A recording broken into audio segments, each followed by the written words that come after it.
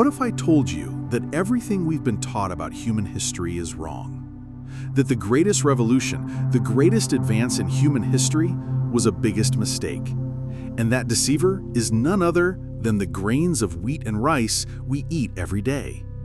This is the untold story of how we humans became slaves for some plants.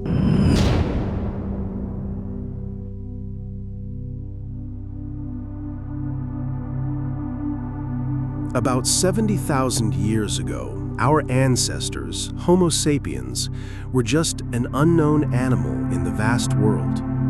Their lives were a constant adventure. They had no fixed home, roaming seasonally, hunting wild animals, gathering fruits, roots, and insects. But don't be fooled.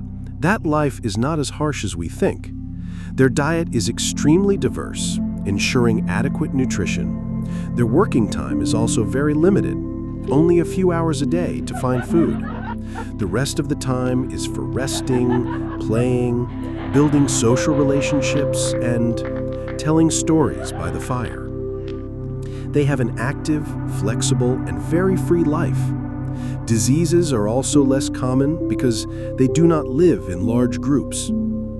All that changed, not by a natural disaster, but by something that seemed like a miracle.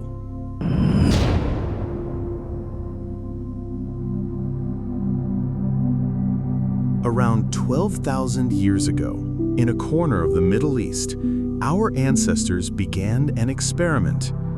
Instead of picking wild wheat, they began growing it. At first, it seemed like wheat was a great bargain. With a little hard work, they had a steady, plentiful food supply, and the population began to soar. But this is the time deception revealed. Agriculture did not make human life better. On the contrary, it turned people into slaves. First of all, the burden of labor.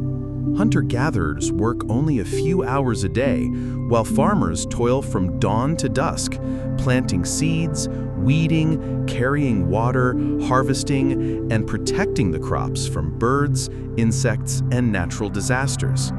There may be more food, but the quality of life is significantly reduced. Second is nutritional problems. The hunter-gatherer diet is a colorful feast, hundreds of different plants and animals. Meanwhile, 90% of the peasant diet revolves around wheat, rice, or potatoes. Although they get enough calories, they lack vitamins and minerals, leading to dental problems, rickets, and a lower average life expectancy. Third is disaster risk. Hunter-gatherers could easily move when food ran out. Farmers could not. They were tied to one piece of land. A bad harvest meant famine, and when a disease appeared, it spread quickly through the dense, immobile population. Their lives were in a constant state of uncertainty and anxiety.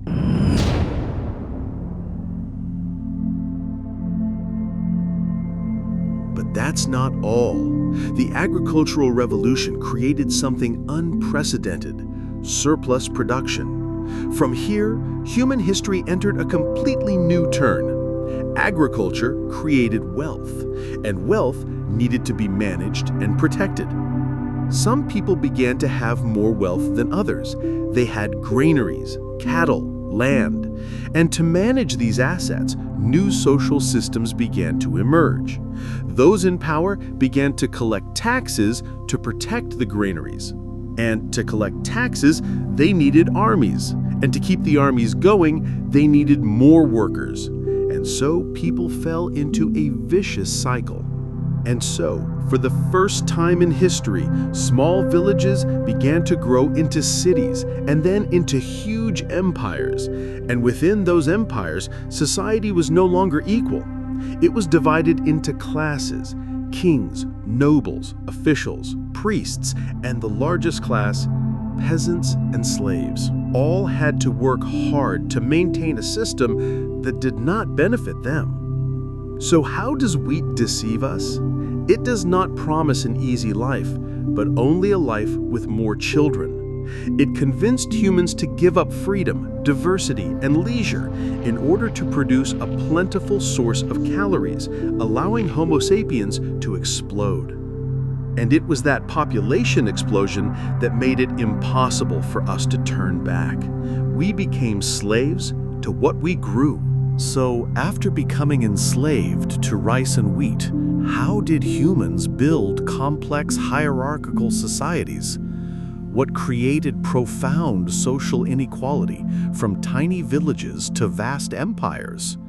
Watch the next episode, The Birth of Social Inequality from Village to Empire.